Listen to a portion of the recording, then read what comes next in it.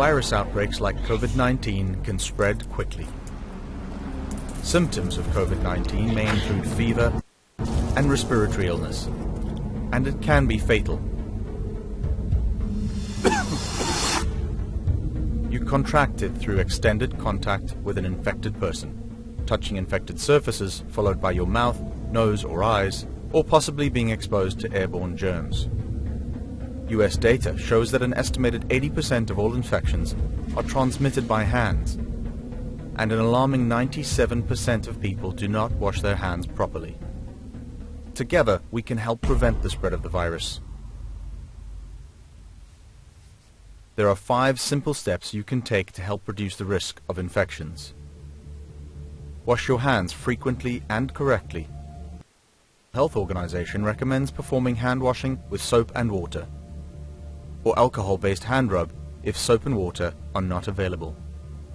Clean and disinfect surfaces and high-touch objects with approved disinfectants. If you show symptoms, please follow the guidelines provided by your local health authorities and stay at home while recovering. Cover your mouth and nose when you cough or sneeze.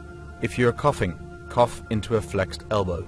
Avoid close contact with anyone showing cold or flu-like symptoms. Another important thing to remember: together we can make a difference and help fight the COVID-19 pandemic. Consult with your local health authorities for up-to-date procedures and information. Steps of hand washing. Dirty hands carry all kinds of bacteria and can cause serious foodborne illness. That's why you need to wash your hands often and properly. This lesson is all about the importance of hand washing and the 6 steps of hand washing. The importance of hand washing. Every year, 1 in 10 people get sick from eating contaminated food. That's 700 million people. And 420,000 of them will die from it. Sadly, children under 5 years old make up 1/3 of those deaths. And unwashed hands could be the reason why.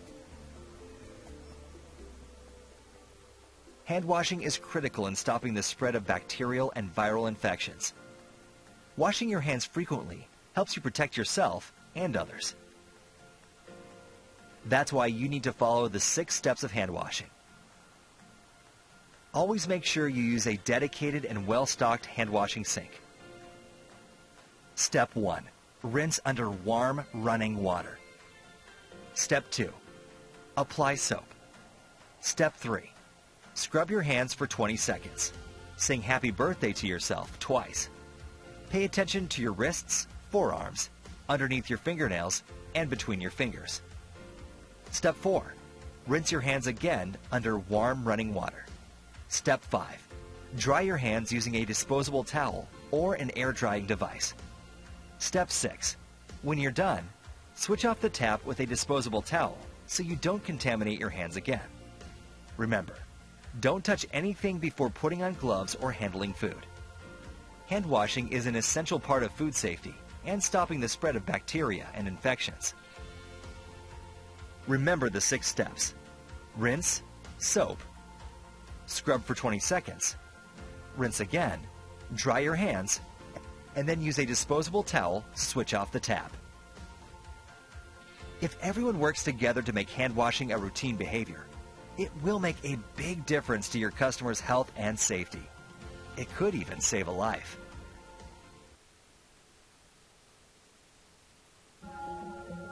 Employee policy.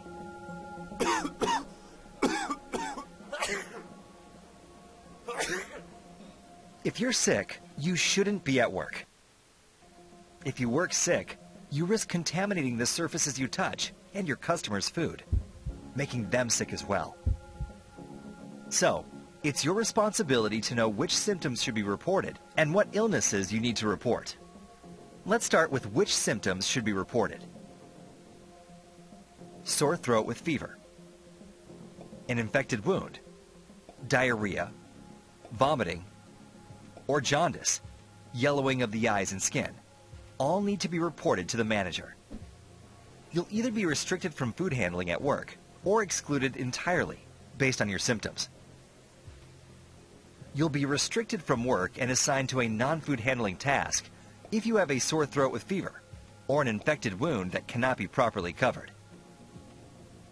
You'll be excluded from work and sent home if you have diarrhea, vomiting, or jaundice, yellowing of the eyes and skin. Now, what illnesses you need to report. There are 6 foodborne illnesses that have to be reported to the manager. They are referred to as the Big Six: Shiga toxin, producing E. coli, Shigella, hepatitis A, Salmonella typhi, norovirus, and non-typhoidal salmonella. If you are diagnosed with any of these illnesses, you must fully recover before returning to work. You must get a doctor's note and give it to the manager before returning to work.